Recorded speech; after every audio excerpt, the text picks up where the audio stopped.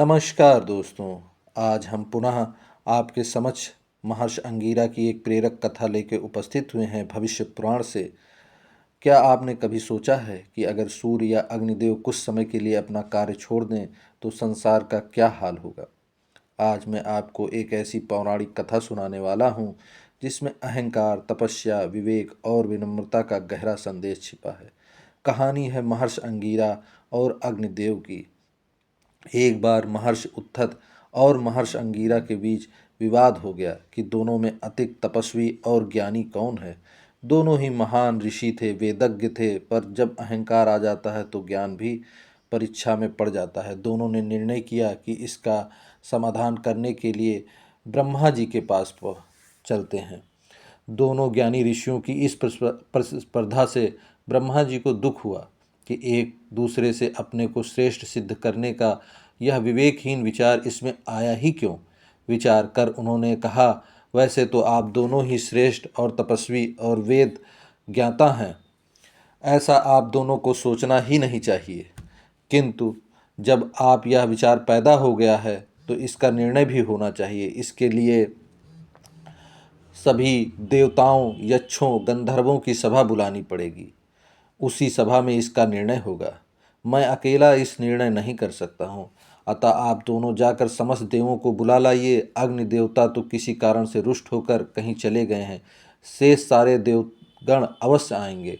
दोनों ने सब देवों, यक्षों, गंधर्वों और अपनी समस्या बताकर सभा में भाग लेने को बुलाया।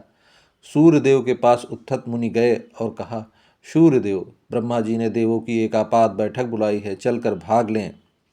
सूर्यदेव ने कहा, मुनिराज, भला मैं कैसे चल सकता हूँ। मेरे चलने से समस्त भूमंडल में अंधकार छा जाएगा, प्रकृति नियम में व्यवधान पड़ेगा, इसलिए मैं अपने काम को छोड़कर कैसे जा सकता हूँ। उत्थत मुनि वापस आ गए और ब्रह्मा जी को सूर्य के न आ पाने की व्यवस्था बताई। ब्रह्मा जी ने कहा, ऐसा कैसे होगा, सूर्य का भी आना आवश्यक है, वे प्रमुख देवता हैं। फिर अंगीरा से कहा, अंगीरा जी आप जाइए और जैसे भी हो सूर्यदेव को इस सभा में भाग लेने के लिए कहिए। अंगीरा ब्रह्मा जी की आज्ञा मानकर सूर्य के पास आए और देव सभा में चलने को कहा। सूर्य ने अंगीरा के सामने भी वही समस्या रखी तो अंगीरा ने कहा, बस इतनी सी बात के लिए आप नहीं चल रहे हैं। आप देव सभा में भाग लेने ब्रह्मलोक अवश्य पधारें। आपके स्थान पर तब तक इस भूमंडल को मैं प्रकाशित करूंगा। जब आप वापस आ जाएंगे तब मैं चला जाऊंगा। सूर्यदेव के अंगीरा का यह प्रस्ताव स्वीकार कर देव सभा में पहुँचे तो ब्रह्मा ने कहा, अरे सूर्यदेव, आप यहाँ आ गए तो अब भूमंडल में असमय अंधकार को हो गया होगा, प्रकृति का नियम भंग हो गया होगा। सूर्य ने कहा, नहीं ब्रह्मा जी, अंधकार नहीं हुआ है। इस सभा में मेरे भाग लेने तक महर्षि अंगीरा भूमंडल पर प्रकाश देने का दायित्व उठाया है। मेरे स्थान पर उनके तेज से भूमंडल पर यथावत प्रकाश हो रहा है। ब्रह्मा ने सभा में बैठे उत्थति मुनि तथा अन्य देवों को देखा, थोड़ा मुस्कुराए, फिर सूर्य से कहा, आप तत्काल जाकर अपना दायित्व पूरा करें। आप जानते नहीं अंगीरा, अगर और देर तक आपका कर्तव्य निभाते रहेंगे तो उनके तप तेज से भूमंडल के लोग दग्ध हो जाएंगे। उनका तप तेज थोड़ी देर में विकृत न हो कर अगर केंद्रित हो गया तो बड़ी समस्या हो जाएगी। ब्रह्मा की आज्ञा पाकर सूर्यदेव अपने स्थान पर आ गए। सूर्य के आते ही अंगीरा देव सभा में लौट आए और अपने आसन पर बैठ गए। ब्रह्मा के कुछ कहने के से पहले ही उत्थत ने अंगीरा से कहा, ऋषवर अंगीरा, अब किसी विवाद के निर्णय की कोई आवश्यकता नहीं है। मेरा अहंकार गल गया, मेरा भ्रम मिट गया, मुझे क्षमा कीजिए। अंगीरा ने उत्थत को गले लगा लिया।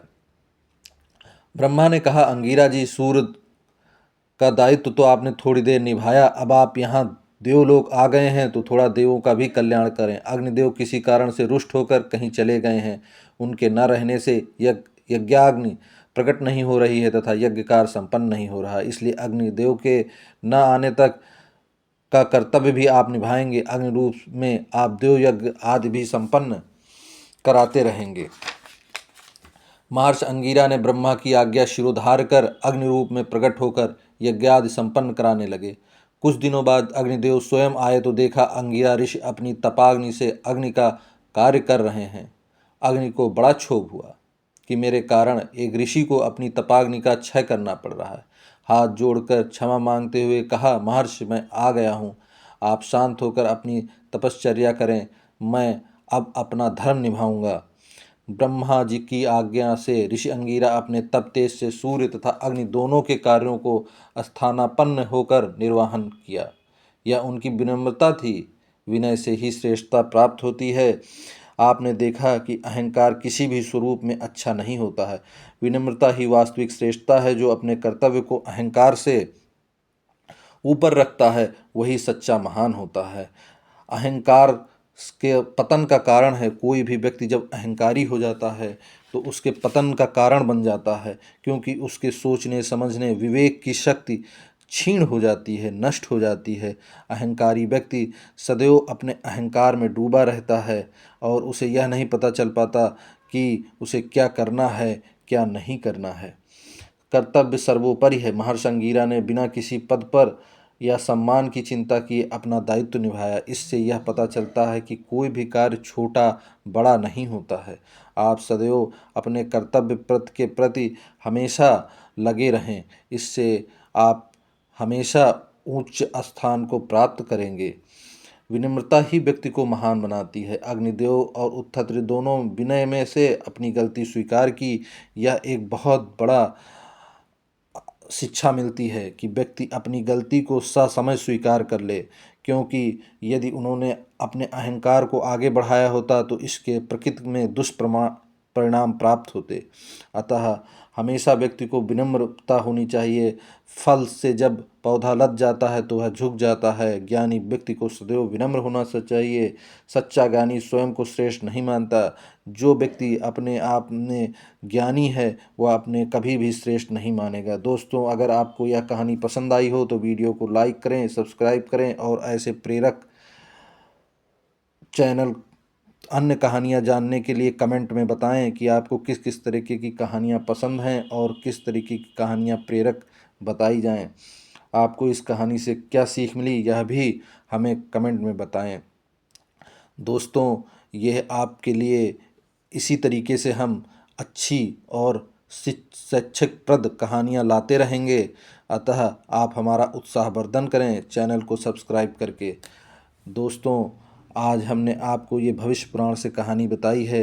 इसके विषय में हमें कमेंट में ज़रूर बताएं कि किस प्रकार से आप इससे लाभान्वित हुए हैं। बहुत बहुत धन्यवाद दोस्तों। नमस्कार।